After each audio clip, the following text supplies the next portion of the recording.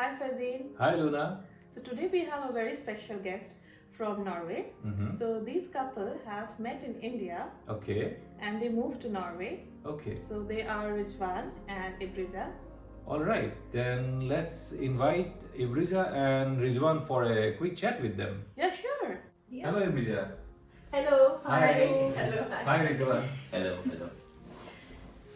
Thanks for joining us here in Sweden. Thank you for having us. Yeah, thanks for inviting us. We have a very lovely house. Thanks.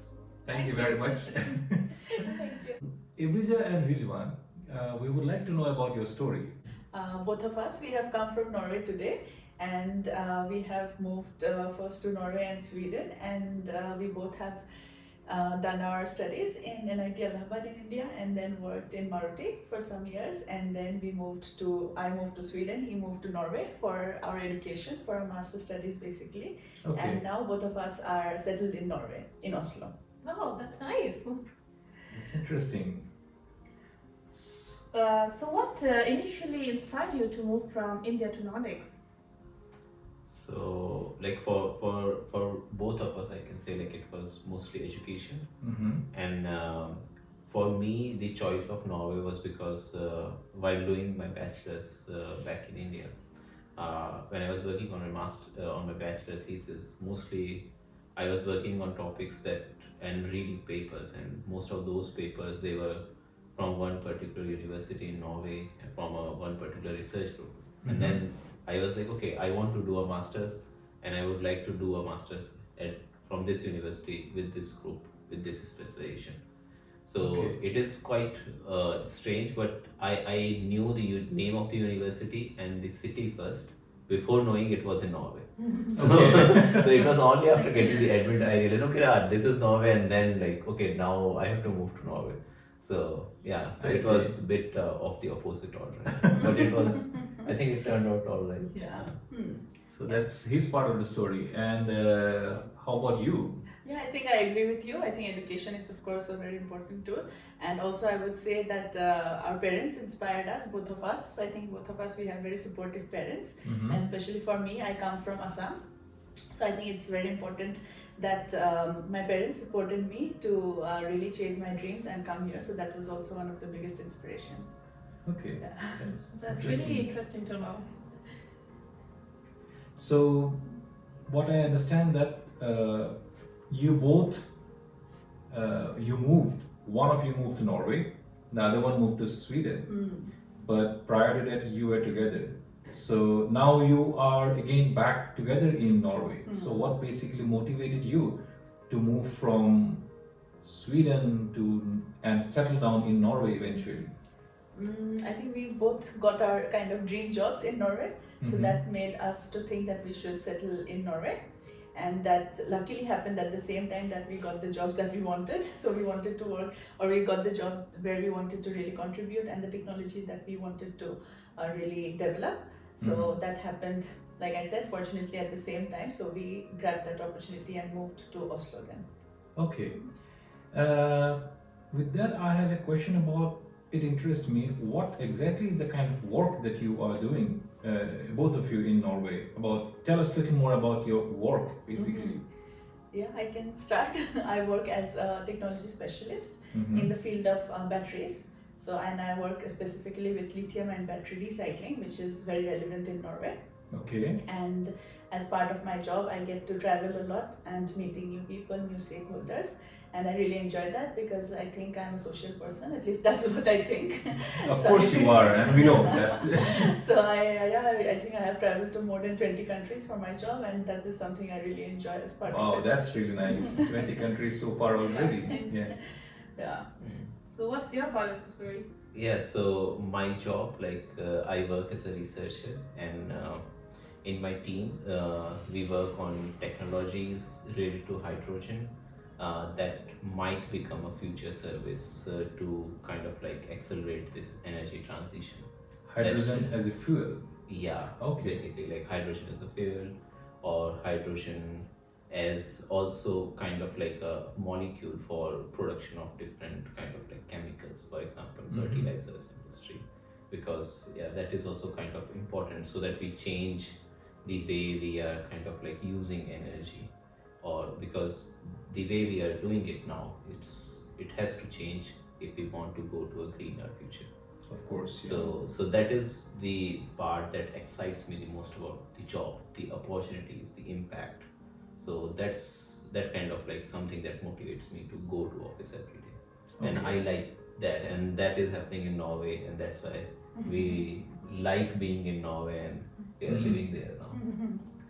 So the Nordic has a very different lifestyle, and how do you adapt to the different culture of the Nordics when you come from India? Yeah, like I think I have an example. Like before moving to Norway, like for example, I was living in Gurgaon, which is part of NCR, so it's like 18 million people. And when I moved to Norway, that was Trondheim, and Trondheim is third largest city in Norway, and Norway in whole, like it has only like 5 million people or something. Yeah, So, quite a contrast yeah, of yeah. 18 million Yeah, to 5 million. It's a huge contrast, and then sometimes I used to find myself the only person standing on a street. This will be the most strange feeling probably after coming from India. Yeah, because in India we are kind of like used to like seeing people around and bumping into each other like all the time, I guess. But here it's more quiet. Yeah, and calm and quiet all the time. Yeah, that is quite accurate. Yes. Yeah, I think I agree to that, and also it's a lot of and like what we feel is moving to a new country. It also comes with its own set of challenges, but Of I think one course. has to find that fine balance between the two cultures and really adapt to that. That's true. So, question to you both: that what exactly you like the most about your life in Nordics, or particularly in Norway? Yeah, I think it is a bit different from how it is in India, for sure, because it's a different country. It would definitely have a different culture, and one very particular thing that is kind of like in huge contrast here, at least not only Norway, but I think all of Nordics is like it's a very horizontal hierarchy. Absolutely, I must agree to that point. So then, like if, for example, like if you are a student, and you are going to meet your professor, then you will be like talking to him on first name basis. Yes. Like you'll call him by his name, not by sir or something like that. And people are here quite surprised, like to hear you calling them or addressing them as sir, because that's more of like I guess I have been British through this and- experience. Yes. so that is quite different here. This is definitely something that it portrays how horizontal a society or an organization can be. Yeah, exactly. That is true. Yeah, and also like when we are working now, I feel our opinions they are more like kind of like a collaboration. So all the decisions, all the important meetings, we are asked to collaborate and give our feedback. The inclusiveness. Yeah. That's very So important. that's quite different. Like no one is there telling you what to do. Yep. And with this kind of freedom, it also comes a responsibility. So if Absolutely. you suggest something, then you are responsible for it. Yeah. Make it happen. Absolutely. Yeah. I think I totally agree with that. And also to add on this, I think a very important and incredible thing which I notice here is equality for women, Absolutely. which is what I really notice is truly practiced here. Yeah. So as a woman myself, I feel that my opinions are so much valued and respected, which That's is very important. really Yeah. a very good thing that we see in the Nordics, I think. Yes, I must agree with that. Yeah. So during this whole journey to move to Norway or to Nordic countries, do you have anything unexpected or unusual that you have seen or different for you to Or experience? experienced. Yeah. Yeah, I think like maybe the attitude that these people have towards bad weather, like even though if it is raining or it's snowy or something like that, I guess the attitude is like no bad weather, only bad clothing, and they just keep on going with their day as nothing has happened. and also like the difference between daylight timings during summer and winter, it's quite stark here. Yeah. So days are a bit longer, a lot longer during Yeah, summer. very much and- longer and than much shorter during Winter time. winter time, and Yeah. it changes the north you are, like Mhm. how north up in the country you are, at least in Norway. Days could get very short, like maybe like 4 hours during Mhm. winter, but the routines, they don't like vary much. You'll see people always getting to office around like 4 or 8 a.m.s, and then leaving office around like 4 p.m. So Very that's- punctual yeah. with their time. Yeah, very punctual, very good separation between work life and family time. Mhm. So that is something that I appreciate the most. Mhm. Yeah. I think we all can resonate to that Yeah. point. Yes, Yeah. absolutely. What would you like to say to the youth back in hometown? I think if we have to give a message, I would say that try to grab opportunities that comes your way. Be open to opportunities basically, and also don't be afraid to come out of your comfort zone. I think that's very important. And I think I really like a quote by Nelson Mandela. He said that education is the most powerful tool which can really be used to change the world, and I truly believe in that. So I think that can be something very inspirational to go by. Yes, interesting, and I think it's very inspirational. And do you have something to add?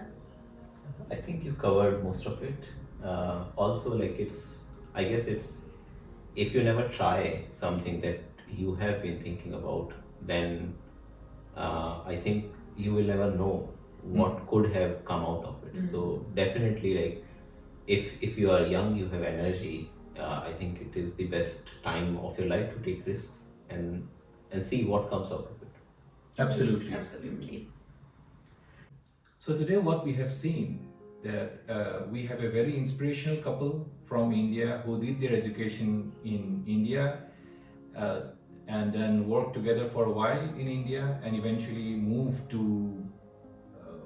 Nordics, two different countries, for the chase of their dreams and to work together and eventually settle down in Norway. Now, we all must look into their message that you have to always push your boundaries to chase your own dreams if you really want to make a difference in your life. With that, I think I would like to thank Ibrija and Rizwan for joining us for this conversation, and for all of you audience, if you like our video, please give a like, comment to our video, subscribe to our channel for more such inspirational and informational content. Thank you very much. Thank you very much, everyone. Thank you for having us. Thank you very much.